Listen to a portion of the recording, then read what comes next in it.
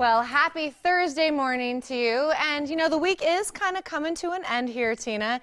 And when it gets to the end of the week, don't you want to think about going out with your friends and maybe sitting at a nice bar? But here's the thing, and a lot of people say I'm an old soul. Maybe I was born in the wrong decade or something. But I kind of hate how, you know, we've turned into this society of sitting at these loud bars, and all of us are on our phones, right? Texting the people that aren't there. I mean, do you do that? Do your friends do that? I always joke whenever we go to a restaurant and you see two people sitting together and they're both on their phones. I'm like, maybe they're texting each other. I know. I miss the times where you could just sit in a place where you could actually hear each other and nobody was looking at their phone, you know? So for this edition of Throwback Thursday, I want to talk about something that used to be around in the 1920s and 30s called speakeasies. Have you ever heard of these? Yes, I've heard of them. I think I maybe have seen them in like movies and stuff. Well, exactly. Yeah. And so speakeasies came about during the Prohibition, when alcohol, the buying of it, the purchasing of it, the selling of it, and the drinking of it was illegal in the United States. And speakeasies were establishments that were created that you could go to and get alcohol. It was illegal, of course, at the time, but they were also very, very secret.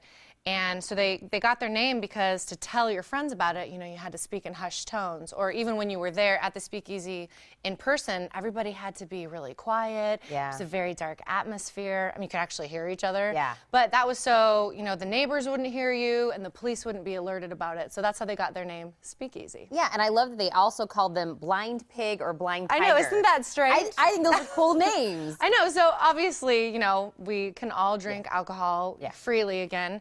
But it made me think, you know, I really miss, well, not miss, I wasn't alive back then, but I wish that there were still places like that you could go and really just enjoy a really good drink and hear each other.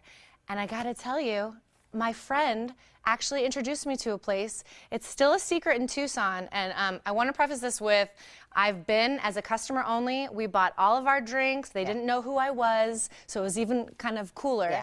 But there's a new speakeasy in town. It's called The Still. The Still. And you won't really see it anywhere because you have to get the information word of mouth. So we're telling you a secret. So it's actually in the back of restaurant Vero Amore, and it's behind this hidden door, which is covered in wine bottles. You would never know it was there. And the only way you can get in is to make a reservation via text message. You can't call, there's no phone number, there's no website, anything like this. And that is a picture of Tiffany, the bartender. She's classically trained in all of those old school drinks from the 20s and 30s. They change their menu all the time.